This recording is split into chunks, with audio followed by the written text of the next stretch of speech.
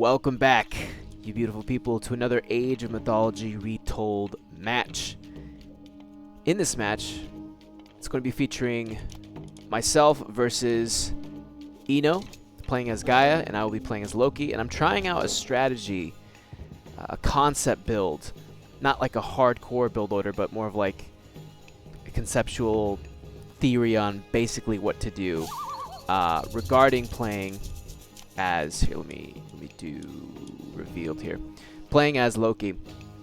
And what you want to do is you're essentially going to be trying to get to the heroic age and using a flaming weapons timing, in addition to leveraging Loki's god trait ability, which is being able to convert your villagers and dwarves into berserks. I think it's like 20% off. So it's very, very cheap to do this. So essentially what you do is you hit the heroic age, you attack the enemy, proc flaming weapons, convert all of your gold. I mean, you could do this with all of your villagers, but you can do it a little bit more safely with just your dwarves. And you have like an extra, 20, 30, depending, right? Dwarves that are converted into berserks added to your army. And even if the enemy is going to scout what you're doing early on, which is going to primarily be a lot of can we do explored? Sorry, give me 1 second.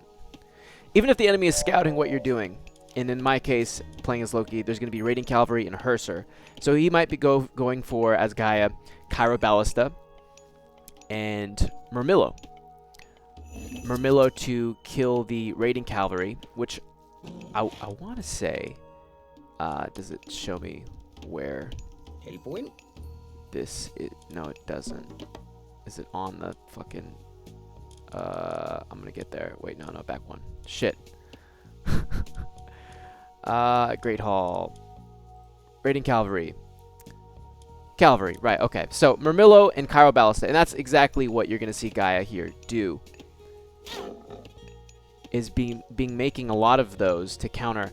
And when you finally do that conversion, okay, once you hit the heroic age, you're injecting like 20, maybe less, maybe more berserk into your army that the enemy is not prepared for. So not only is it more population, like a massive population surge, but you're also going to be, your units are not going to have hard counters basically for, a certain amount of time. So our Gaia player is getting some information with the oracles. One thing I could have done better, I think, is sending some of my raiding cavalry up to chase down his oracles. That could have been a better play.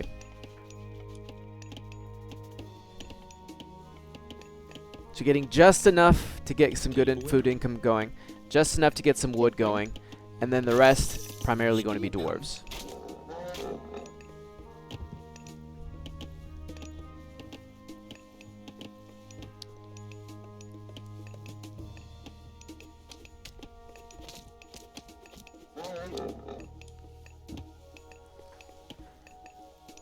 Nothing super noteworthy for our Gaia player. Just getting some information here, seeing everything that can be seen. My berserk, I think he's gonna see this. Does he have vision? Let me see.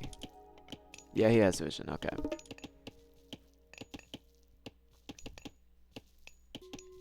It's funny, I was like, why is he moving around? Like, I didn't give any orders, and then I realized, oh, there you are. Got a little scout. Eyes of the Forest, in the forest, excuse me, is not necessary for this build. Like, it wasn't part of what I learned from watching Boit's video. Go give him a sub on Patreon, by the way, so you can see different strategies like this for yourself and pick and choose the ones that you like for your specific god. But I like, it's pretty cheap, 50 gold, 2 favor, and it gives you a lot of extra scouting potential. And because I'm not really super experienced. You know, I'm a more lower tier player. I really enjoy having that extra information on the map. You know, going through Oceanus, of course, very, very powerful god. Get the Caladria, excuse me, the Bite of the Shark upgrade for the Murmillo. You get a technology that allows you to upgrade your soldiers into heroes much more cheaply. And your Catapeltes get a pretty sweet upgrade that makes them attack faster and hit much harder. Let's see what I'm doing over here. Throwing down a Great Haul. Getting a couple more villagers onto food over here, and then going back into dwarves. Getting the Hall Thanes technology, which is going to make my Herser much more faster, as well as regular infantry. Getting some more raiding cavalry.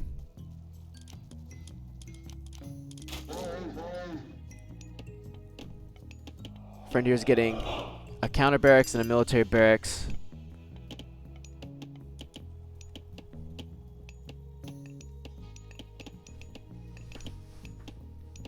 I'm just going to keep getting these numbers up. So ideally what you want to be doing here is getting some raiding cavalry out to go harass the enemy, because you're trying to buy time until you can do this big push during the heroic age. So you don't really want to be losing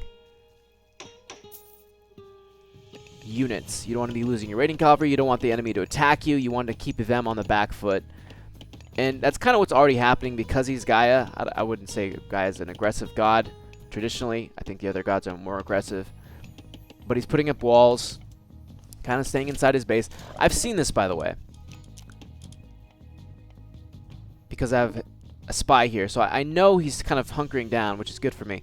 I should have walled this off to protect my food gathering. That's kind of like a little mistake I made. He can see that I'm gathering from here. And he's making up a good little force of Terma to go harass me here in a little bit.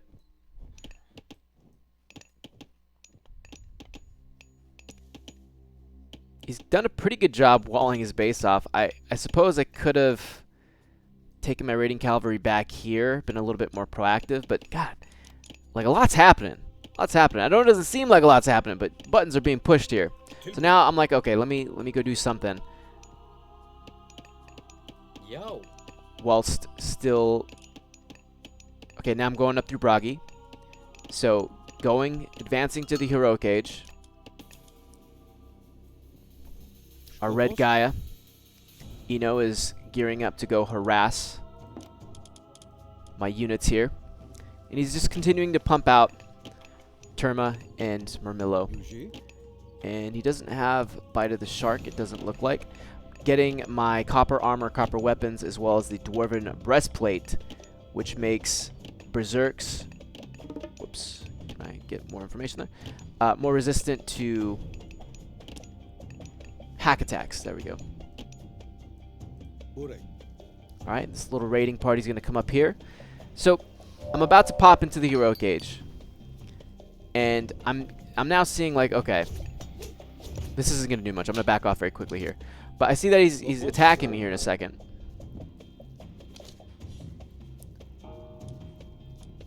There's the age up. Very good. So I'm like, okay. Might as well. I should have force dropped if I didn't already here. I think I'm just immediately going to convert all these guys. So I'm losing out on quite a bit of gold doing this. I've now realized. I should have force dropped them and then converted them. Come on. One villager kill. Come on. See, this is very, very rash response. Okay, see, instantly converted. Didn't drop it off. Lost a bunch of gold there. But now here's my army. This is kind of too much of a response to 3 for Terma. The Berserk could have more than handled that by themselves. I should have just kept the majority of my army together, pushing on this position. But it's okay. It's okay because now we've hit the heroic age. We're ahead. Our big technology is coming through. Only 10 favor for this, by the way. Pretty cheap technology. Throwing up some more great halls. I am population blocked. I'm housed, which is horrible. Very, very horrible. One thing I'm going to do in the future with this build is keep my Allspark over here. Just putting more houses up around the map so that this doesn't happen. So that my army can be on the move and not have to do all this right now. I mean, this is okay. But, like, houses can just be taken care of. So look at his army. His army is just nothing. Very poor. He's floating a ton of wood. So if he had a market down, he could also be selling wood and buying food. Decent amount of favor. Decent amount of gold. But his army is just terrible. So he's going to be going for this town center here. But I've built a house, which is giving me vision of this. So I'm like, no. Plus, I have the eyes in the forest, which is allowing me to get a lot of extra vision whenever I am around animals or trees. So this is giving me a bunch of information here. So he immediately pulls out. Didn't cancel it, I don't think, or did he? Looks like it's being built a little bit. So now I'm splitting my forces because I see he has Cairo Ballista. So I'm wanting to go attack the Cairo Ballista because that's going to shred my infantry. I mean, look how much damage this is already doing. Look. A fifth of the health already gone. Cairo Ballista very, very powerful. So I'm going to be tearing this wall down to try to get a flank onto this position here.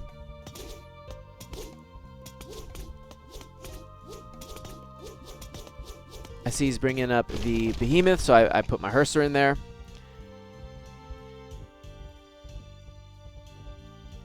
Catapulties run around, and now I'm going to be pushing this position with everything at once. Flaming weapons procs, so I can tear this wall down and inhibit the amount of damage I'm taking from these Cairo Ballista. Carnivora comes down. He traders my Battle Boar, which hurts. He's not using his heroes to take out the troll, which is a mistake. Shred through his army so quickly. Boom. Now, I'm going to be, like, this is good, going for the villagers. Very good. Taking out his income. Love this.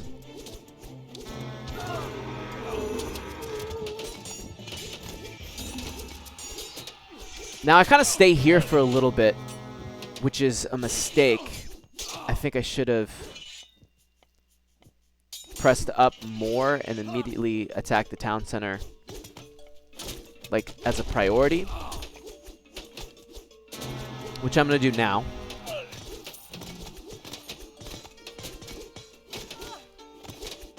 Be ripping that down. Gold income is terrible. Two dwarves on it. Awful. Gotta bring that back up. I guess I could be making villagers to put onto the gold mine. That would be a good idea. Maybe queuing dwarves and villagers at the same time, since dwarves cost gold. Correct. Yeah, 60 gold.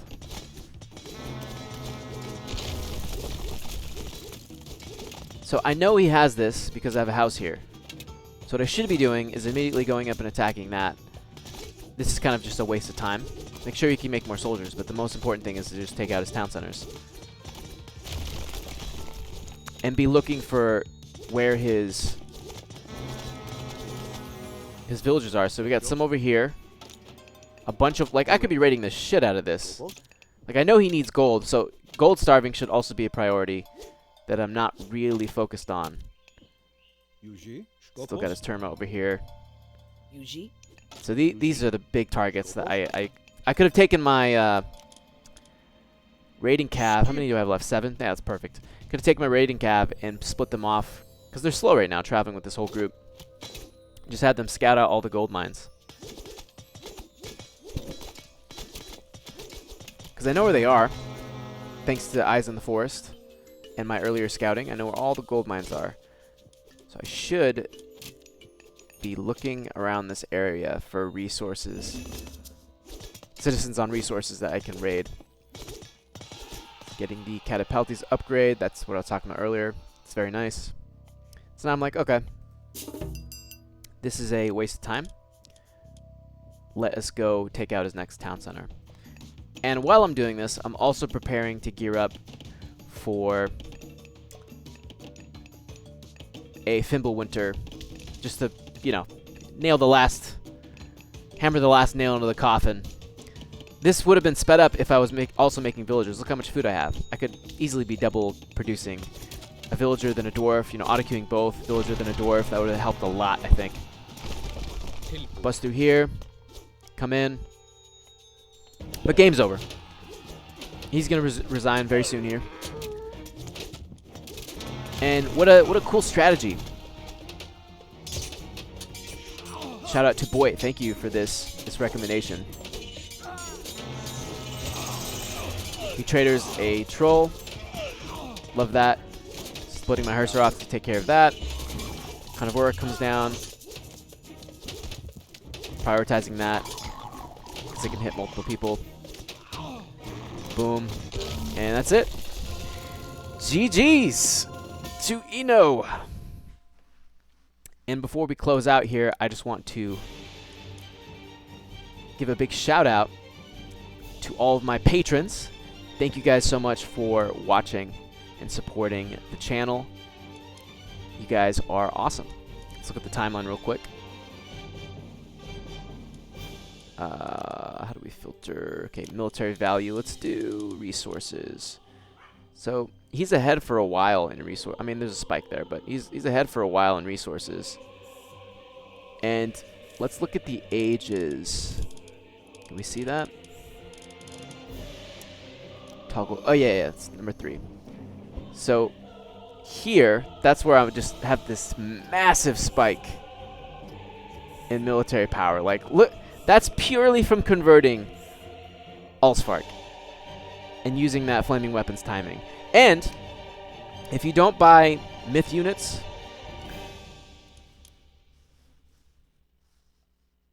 and you don't buy any other like really expensive technology, and you're fighting more often, you can get up to a second flaming weapons potentially, but you gotta like really conserve and not get like the Berserker gang technology. I think that tier is a tier.